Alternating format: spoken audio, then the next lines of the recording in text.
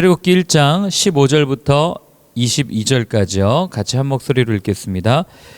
애굽 왕이 히브리 산파 시브라라 하는 사람과 부하라 하는 사람에게 말하여 이르되 너희는 히브리 여인을 위하여 해산을 도울 때에 그 자리를 살펴서 아들이거든 그를 죽이고 딸이거든 살려두라.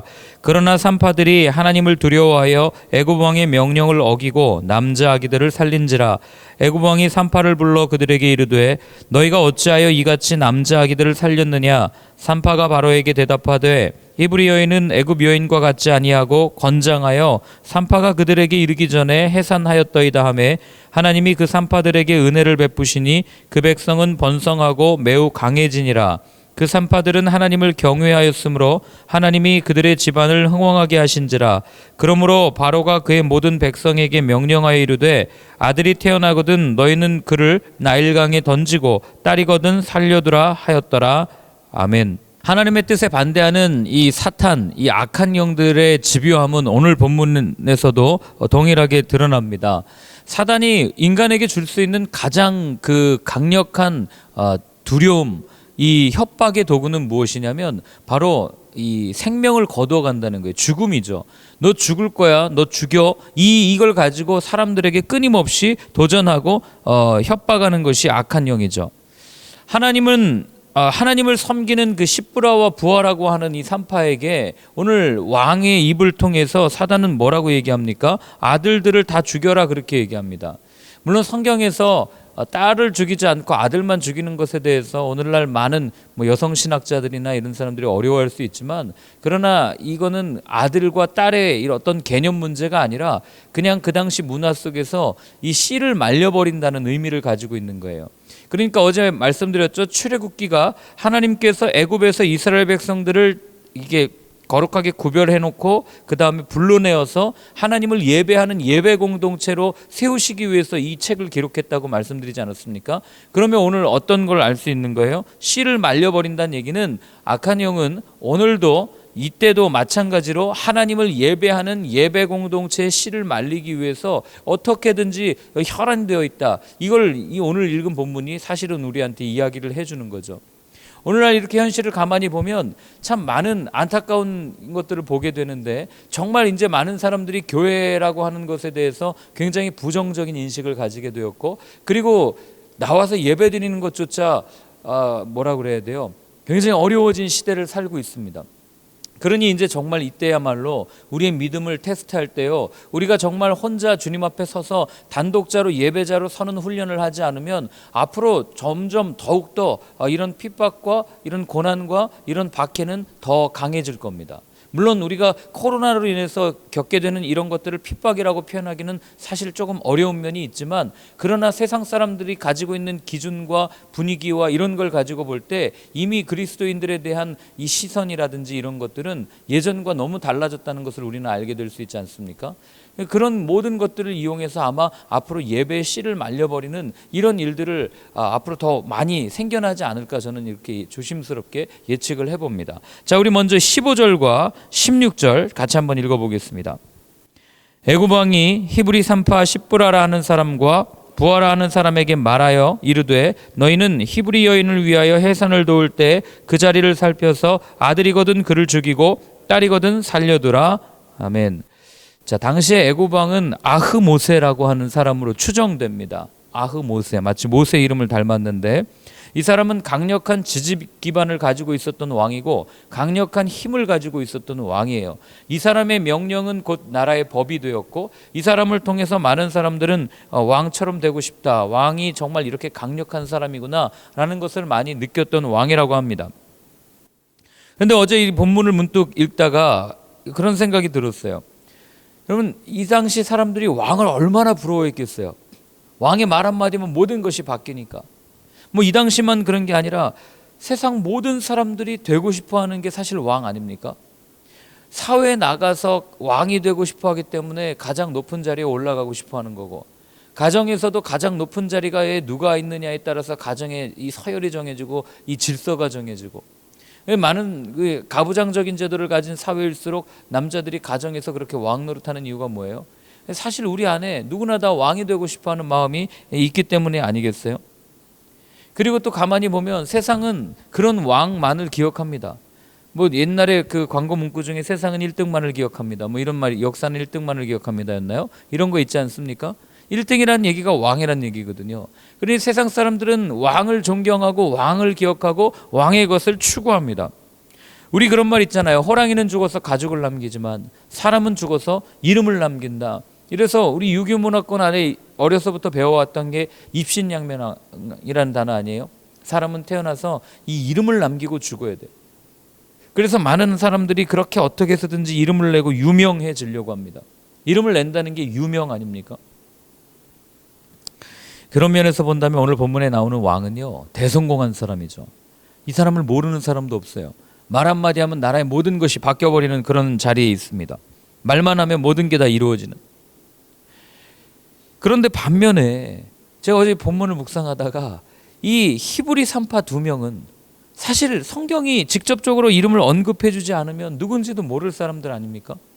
여러분들 주변에 산파로 뭐 오늘날에는 산파가 없지만 그렇게 이름도 없이 살아가는 사람들을 세상 누가 기억해 줘요? 아무도 기억하지 않아요. 그냥 그런 사람이 있구나 라고 그렇게 생각하고 넘어갈지 모르겠어요.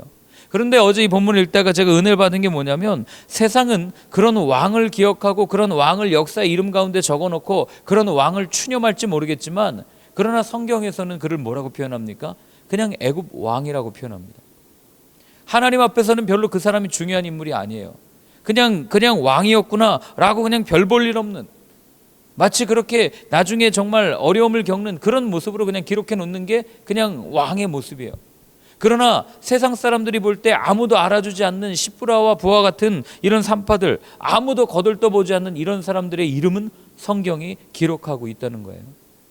제가 어제 이걸 보면서 그런 생각을 했어요. 오늘 본문이 나에게 묻는 게 무엇인가? 과연 이 시대를 살아가는 우리에게 던져주는 메시지는 무엇인가? 첫 번째가 바로 이런 거예요. 당신은 어떤 이름을 가지고 싶으십니까?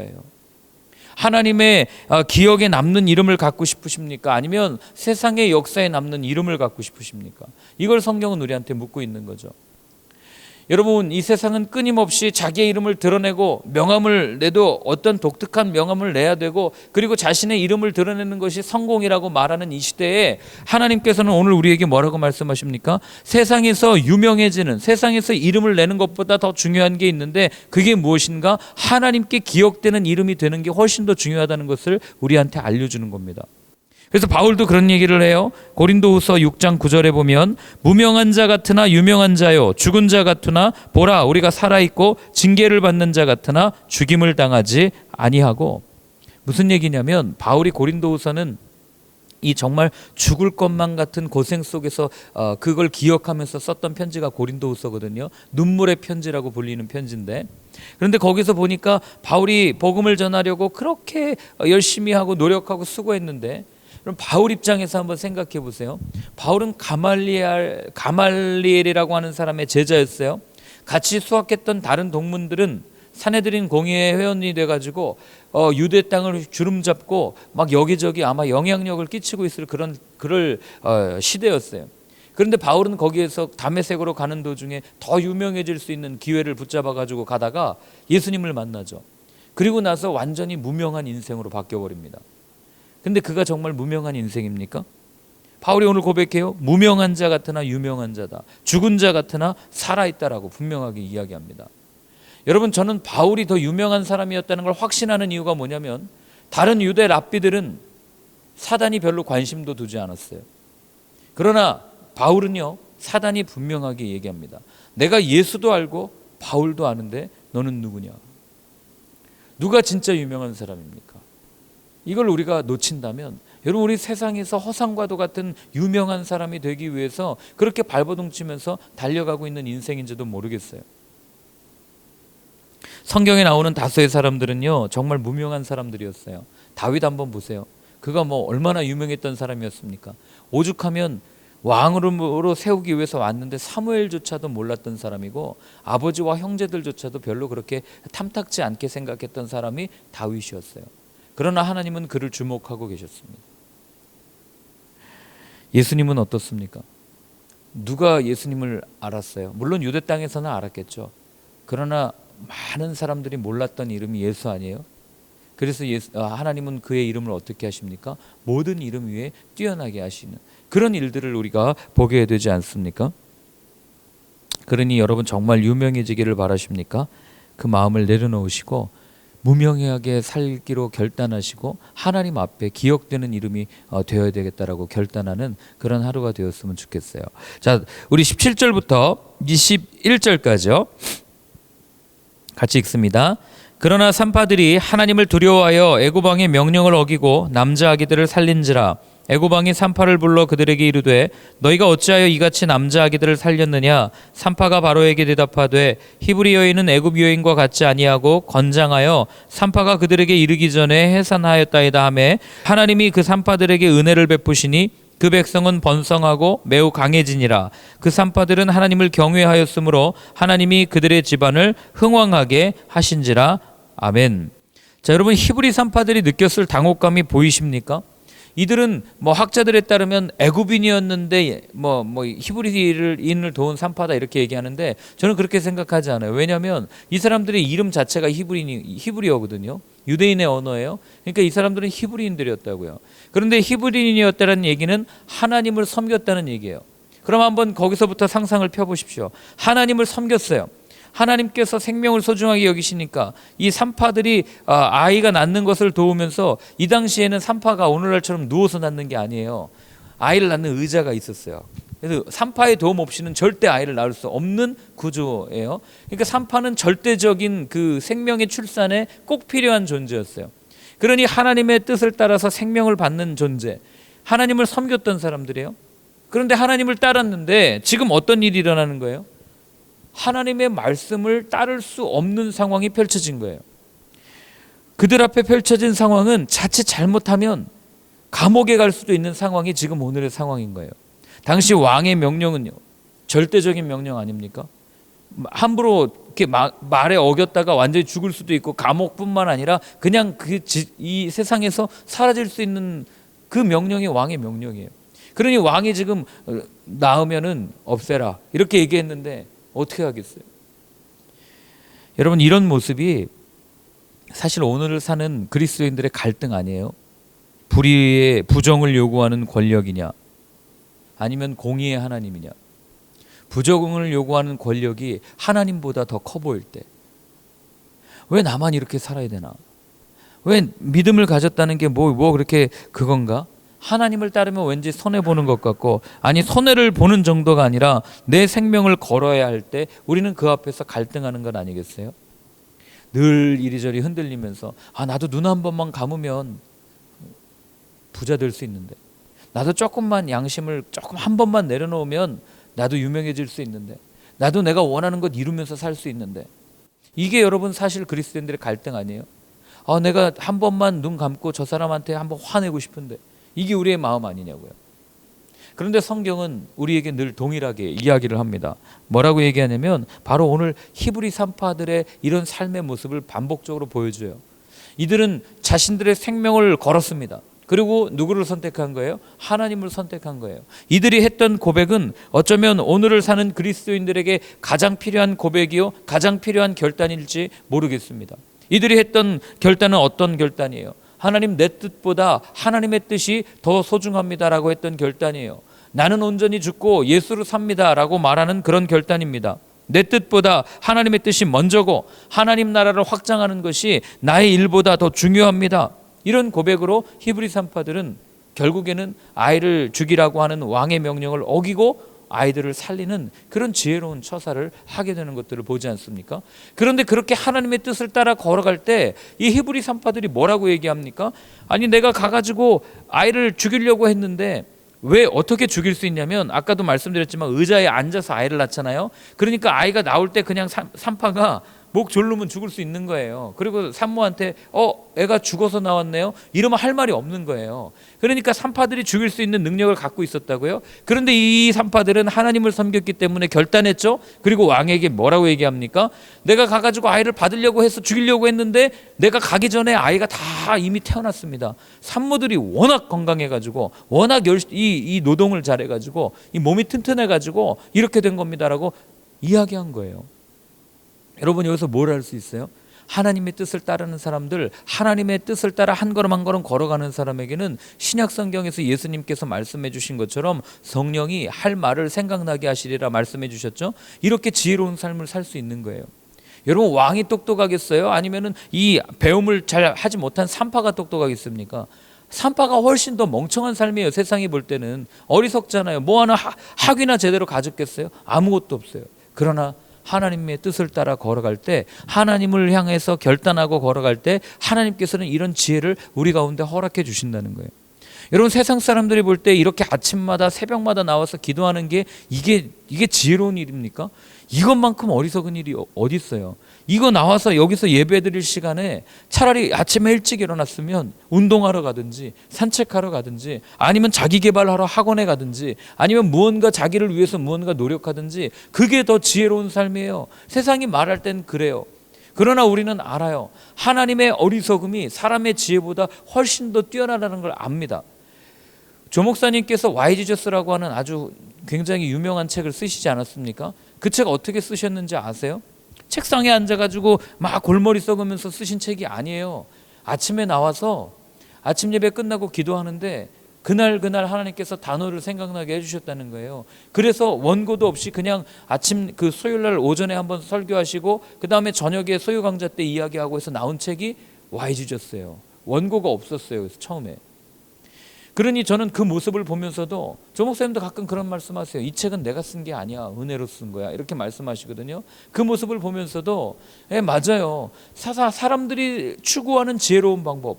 여러분, 제가 유명한 목사가 되고 싶었으면 지금 스피치 학원 다녀야죠. 아침마다 이렇게 버벅거리면서 설교하는데 들어주시는 여러분들도 대단하지만 얼마나 이게 힘들겠어요. 그리고 원고 작성하는 거 가서 배우러 다녀야 되겠죠. 그러나 그럴 시간에 그냥 한 번 더 기도하는 거예요. 한 번 더 하나님 앞에 나가는 겁니다. 왜요? 하나님이 우리의 모든 지혜의 근원이라는 걸 우리는 알고 있기 때문에. 그게 오늘 이 산모들의 모습에서 나오는 거죠. 여러분, 이런 혼탁해져가는 시대에 저와 여러분들만이라도 이런 결단이 있었으면 좋겠어요. 하나님은 우리의 마음을 보신다고 그러시죠. 그게 더 정확하게 우리의 용어로 얘기하면 하나님은 우리의 중심, 우리의 결단을 보신다는 거예요. 하나님, 남들은요 이 시간에 나가서 운동도 하고 건강도 챙기고 하나님 그렇게 열심히 노력하는데 나는 이 시간, 적어도 이 시간만큼은 하나님께 내어드리겠습니다. 물론 그렇다고 나가가지고 뭐 아무것도 하지 않고 그냥 무릎 꿇고 기도만 해라, 이건 아니에요. 분명히 우리도 열심히 노력해야 되고 열심히 살아야 됩니다. 그러나 그 우선순위에 무엇을 두느냐의 문제인 거죠. 나는 하나님을 따르겠습니다. 나는 하나님의 뜻을 따라서 내가 일정 시간 하나님께 내어드리고, 뭐 여기 오고 안 오고의 문제가 아니에요. 여러분들이 있는 그 자리에서 단 하루에 30분만이라도 하나님과 깊이 교제하는 그 시간을 내어드리는 것, 하나님의 뜻을 따라 살기로 결단하는 것, 이걸 하나님께서는 중요하게 보신다는 거예요. 그랬더니 어떤 일이 일어납니까? 마지막에 보면 죽고자 했더니 살아나요. 그리고 이 여인들의 집안이 흥왕하게 됐다고 얘기합니다. 여러분, 우리는 이걸 잘못 오해하면 흥왕하게 됐다, 마치 막 재산이 늘어났다, 부자가 됐다, 이렇게 생각하거든요. 그런 의미가 아니에요. 여기 흥왕했다는 얘기는 뭐 성공했다, 소유가 늘었다, 이런 의미라기보다는 열매가 많아졌다, 이런 뜻이에요. 자손이 많아졌다는 의미예요. 그게 그거죠. 자손이 많아졌으면 소유가 늘어난 거 아닙니까? 그보다 여러분 이렇게 생각해 보세요. 한쪽에서는 왕이 이야기해요. 어떻게 얘기합니까? 아들들을 죽여라라고 얘기해요. 이쪽에서는 죽여서 마이너스가 되는 걸 얘기하는데, 가만히 이 명령을 따랐다면 산파들은 자신들의 아이들까지도 죽였어야 해요. 자기의 손자들까지도 죽였어야 합니다. 그러나 그 명령을 어기고 하나님의 뜻을 따랐더니 어떤 일이 나는 거예요? 자녀가 훨씬 더 많아지는 축복이 임했다고요. 그러니 여러분, 하나님의 말씀을 따르는 게 죽는 것 같지만 결국에는 그게 사는 길이라는 것을 오늘 이 여인들의 삶을 통해서 우리한테 알려주는 겁니다. 자, 우리 마지막 절 한번 같이 읽겠습니다. 22절입니다. 그러므로 바로가 그의 모든 백성에게 명령하여 이르되 아들이 태어나거든 너희는 그를 나일강에 던지고 딸이거든 살려두라 하였더라. 바로가 더 완악하게 나온 거죠. 죽여야 된다. 완전히 그냥 명령을 해버린 거예요. 그랬더니 이 본문을 이렇게 쭉 읽으면서 유대인들이 어떤 생각했겠어요? 아마 저와 같은 생각했을 겁니다. 우리가 애굽에 오고 싶어서 내려왔습니까? 하나님이 우리가 잘 살고 있는 가나안에서 기근을 주셔가지고 애굽으로 가라고 그래서 애굽으로 온 거 아니에요? 그래서 기껏 정착하고 잘 어렵게 해서 잘 살고 있는데, 근데 또다시 이런 어려움을 왜 겪어야 됩니까? 우리 뜻대로 한 게 뭐가 있어요? 하나님이 가라고 해서 갔고, 하나님이 멈추라고 해서 멈췄고, 그리고 하나님의 뜻대로 여기까지 왔는데 왜 이런 어려움을 겪어야 됩니까? 라는 질문을 이들이 안 했겠어요? 저라면 아마 했을 겁니다. 우리 선조들이 오고 싶어서 온 것도 아니고 당신이 가라고 했잖아요. 근데 왜 이렇게 어려움을 겪어야 됩니까? 여러분, 왜 그렇다고 생각하세요? 간단하게 생각하시면 돼요. 하나님께서 주셔야 할, 하나님께서 주시고자 하는 축복이 있어요. 그 축복을 받으려면 가나안으로 가야 됩니다. 맞죠? 그런데 지금 사는 곳이 평안해요. 지금 사는 곳이 너무 좋아요. 그럼 가겠습니까? 안 가죠. 여기 주저앉으려고 하죠. 여러분, 사람은 안정을 추구하는 존재 아니에요? 평안을 추구하는 존재 아닙니까? 내가 서 있는 곳이 좋고 내가 앉아 있는 곳이 좋으면 여러분 다른 데 가고 싶어 하지 않는 것이 사람 아닙니까? 그러니 세상 속에서 내가 이루어 놓은 것, 내가 너무나도 평안하게 이루어 놓은 모든 것들 가운데 잘 살고 있는 사람이 유독 예수님을 만난 간증을 들으면 꼭 어려움을 겪어요. 왜 그런 어려움을 겪겠어요? 가만두면 안 오잖아요. 지금 가가지고 잘 살고 있는 사람한테 예수 믿으셔야 돼요. 예수님을 만나셔야 됩니다. 그분이 곧 생명이에요. 얘기한들 그게 뭐 소리가 들어가겠습니까? 전혀 안 들어가죠. 그러니 하나님께서는 이 사람을 살려야 돼요. 이 사람 꼭 살려야 됩니다. 그러니까 어떻게 하는 거예요? 매라도 들어서 이 가지고 있는 것을 조금 잠깐이라도 빼앗아서 고난과 고통 가운데 어려움을 주면서까지도 이 사람을 불러내시는 거예요. 애굽 땅에서 불러내시는 거예요. 어려움을 통해서 광야로 다시 한번 불러내는 겁니다. 왜요? 그 광야에 누가 계시기 때문에, 하나님이 계시기 때문에. 그렇기 때문에 광야에서 살아가는 그 삶은 소명을 발견할 수 있는 가장 좋은 장소가 바로 광야라는 거예요. 여러분들 삶에 여전히 어려움이 있습니까? 아니, 나는 왜 하나님 가만히 있었는데 왜 이런 어려움을 내게 주셨어요? 아니, 세례받고 나서 왜 이런 어려움이 내게 있는 겁니까? 예수님을 믿으려고 결단까지 했는데요. 여러분, 그런 어려움은요, 하나님이 우리를 부르시는 사인이라고 생각하셔야 됩니다. 하나님 지금 나에게 뭘 원하시는 겁니까? 하나님 나에게 어떤 것 하기를 원하십니까?를 꼭 물으셔야 돼요. 그래서 C.S. 루이스라고 하는 사람은 그런 얘기 하잖아요. 고통과 고난은 하나님이 우리의 영혼을 부르시는 아주 외침소리다, 메가폰이다, 뭐 이런 표현을 쓰거든요. 그러니 여러분, 그 가운데 하나님의 음성을 놓친다면 우리는 이스라엘 백성들처럼 하나님 왜 내가 이렇게 고생해야 됩니까? 아니, 나 이거 정말 너무 싫어요. 빨리 벗어나고 싶어요. 이렇게 이야기하고 넘길 확률이 높죠.